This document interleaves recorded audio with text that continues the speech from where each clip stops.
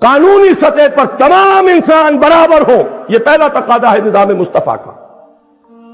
دوسرا تقاضا کامل انسانی حریت، آزادی، سول رائٹس کا جو تصور آج تک انسان جہاں تک اس نے رسائی حاصل کی ہے، اس سے بھی آگے ہے وہ حقوق جو نظام مصطفیٰ نے عطا فرمائے۔ نظام مصطفیٰ میں کہیں کوئی سیفٹی لاز کی گنجائش نہیں تھی، کسی کو محض شک پر گرفتار نہیں کیا جا سکتا تھا، کسی کے لیے وہ جو پریونٹیو ڈیٹینشن ہے اس کا کوئی امکان نہیں تھا، اور یہاں پر ہر ایک کو آزادی تھی، عام آدمی تنقید کر سکتا تھا بڑے سے بڑے سربراہ مملکت کی۔ حضرت سلمان فارسی کا واقعہ آپ کو یاد ہوگا، حضرت عمر فاروق رضی اللہ تعالی عنہ خطبہ دے رہے اور ایک گدری پوش سلمان فارسی رضی اللہ تعالی عنہ کھڑا ہو جاتا ہے، ٹوکتا ہے، لا سمع ولا طاعہ، نہ سنیں گے نہ اطاعت کریں گے، کلمہ بغاوت ہے۔ ادھر حضرت عمر ہیں جلال فاروقی، لیکن ان کے ماتھے پر کوئی شکن نہیں آئی۔ پوچھتے ہیں معاملہ کیا ہے؟ تنقید ہوتی ہے برسر عام، نوٹ کیجئے، آپ نے جو کرتا پہنا ہوا ہے یہ ان یمنی چادروں کا بنا ہوا ہے جو مال غنیمت میں آئی تھی، اور ہر مسلمان کو جتنا ٹکڑا ملا اس میں کرتا نہیں بنتا، اور آپ ہم میں ہیں بھی طویل القامت انسان، کرتا کیسے بن گئے؟ وضاحت کیجئے۔ حضرت عمر نے یہ نہیں فرمایا میرا ذاتی معاملہ ہے، فرمایا تو اپنے بیٹے سے عبداللہ ابن عمر سے فرمایا، بیٹے تم کھڑے ہو کر وضاحت کرو۔ انہوں نے وضاحت کی، نہ میرا کرتا بن رہا تھا نہ ابا جان کا، میں نے اپنے حصے کا ٹکڑا بھی دے دیا کپڑے کا ابا جان کو، اس سے کرتا بنا ہے۔ اب وہاں کی جمہوریت میں opposition for the sake of opposition نہیں تھی، تنقید تھی شدید ترین، لیکن جب وضاحت سامنے آ گئی فوراً فرماتے ہیں حضرت سلمان فارسی رضی اللہ تعالی عنہ، الآن نسمع و نطیع، ہاں فرمائیے اب ہم سنیں گے اور اطاعت کریں گے۔ یہ نظام ہے، دنیا اسے ترس رہی ہے۔ ذرا یاد کیجئے، آیا تھا ایران کا سفیر مدینہ منورہ میں، پوچھتا ہے لوگوں سے این ملککم، تمہارا بادشاہ کہاں ہے؟ جواب ملا لیس لنا ملک بل لنا امیر، ہمارا کوئی بادشاہ نہیں ہے، ہم نے تو جڑیں کھود دی ملوکیت کی۔ حضور نے فرمایا تھا ہلک کسریٰ ولا کسریٰ بعدہ، کسریٰ ختم ہو گیا، کوئی کسریٰ نہیں ہوگا۔ لیکن یہ کہ تاریخ میں امت مسلمہ نے پھر دوبارہ کسریٰ بنا لیے، پھر ملوکیت کے ایوان سج گئے۔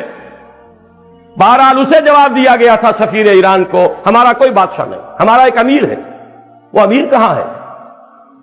بتایا گیا کہ بیت المال کے اونٹ گم ہو گئے تھے، ان کی تلاش جن لوگوں نے کی ابھی تک مل نہیں رہے تھے اونٹ، اب خلیفہ ہمارا خود گیا ہے تلاش کرنے کے لیے۔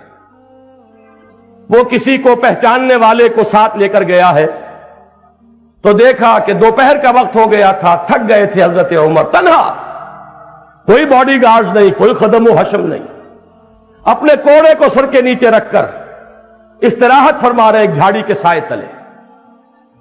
اس وقت کھڑے ہو کر کہا اس سفیر نے، عمر تم انصاف کرتے ہو لہذا تمہیں کوئی خوف نہیں، ہمارے بادشاہ ظلم کرتے ہیں لہذا ڈرتے رہتے ہیں، کانپتے رہتے ہیں، انہیں اونچے اونچے فصیلوں والی محلوں کے اندر بھی باڈی گارڈز کی ضرورت ہوتی ہے۔ دنیا اس نظام کے لیے ترس رہی ہے، وہ نظام ہے کہ جو لانا ہے۔ حضرت عمر کی ایک مثال اور آپ کو سنا دوں، حضرت سعد بن ابی وقاص رضی اللہ تعالی عنہ نے، جو گورنر تھے ایران کے، اور گورنر اس لیے تھے کہ خود ہی فاتح ایران تھے، انہوں نے صرف یہ کیا کہ اپنے مکان کے باہر ڈیوڑی بنا لی، ایک دربان کھڑا کر دیا، جو پرچہ نویس تھے انہوں نے خبر بھیج دی دارالخلافہ میں، حضرت عمر فاروق کی خدمت میں اطلاع پہنچ گئی، साद ने अपने घर के बाहर डेवड़ी बना ली है और दरबान खड़ा कर दिया। वहां से इताबनामा आया है और जो कासिद वो खत लेकर आया उसे हुक्म दिया जाते ही डेवड़ी को आग लगा देना और फिर ये खत देना। और उस खत में लिखा हुआ था, ऐ साद, लोगों को उनकी मां ने आजाद जना था, तुमने उन्हें अपना गुलाम कब से बना लिया है। यह था वो निजाम। मैं आपसे क्या अर्ज करूं, दिल खून होता है। इसकी झलकियां आपको आज गैरों में नजर आ जाएंगी। मैं डेनमार्क गया था, वहां मुझे बताया गया, मेरा दिल रोया। वहां मुझे बताया गया कि डेनमार्क का फाइनेंस मिनिस्टर, उसे देखा गया कि एक साइकिल पर चलकर आया, बैंक में आकर कतार में लगकर, क्यू में लगकर अपना चेक कैश करा कर लेकर गया।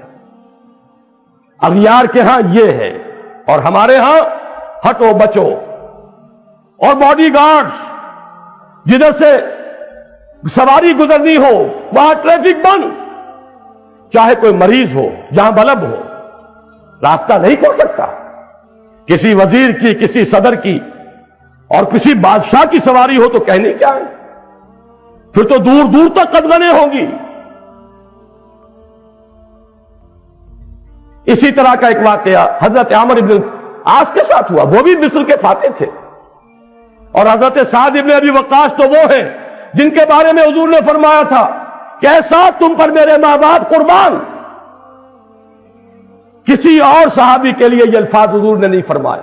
गज़वा उहद में जब दरगा हो गया था हुजूर पर दुश्मनों का, हजरत साद तीर चला रहे थे, हुजूर ने फरमाया, ऐसा तीर चलाए जाओ, तुम पर मेरे मां बाप कुर्बान।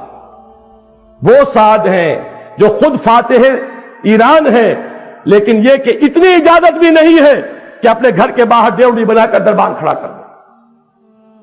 अम्र इब्न आस फातिह मिस्र, उनके बेटे ने किप्ती को मारा। किप्ती ने आकर हज के मौके पर हजरत उमर रजी अल्लाह तआला अन्हु के जनाब में फरियाद की, तलब कर लिए गए, बाप बेटा दोनों। पहले तो कहा कि बदला ले लो बेटे से, गवर्नर का बेटा।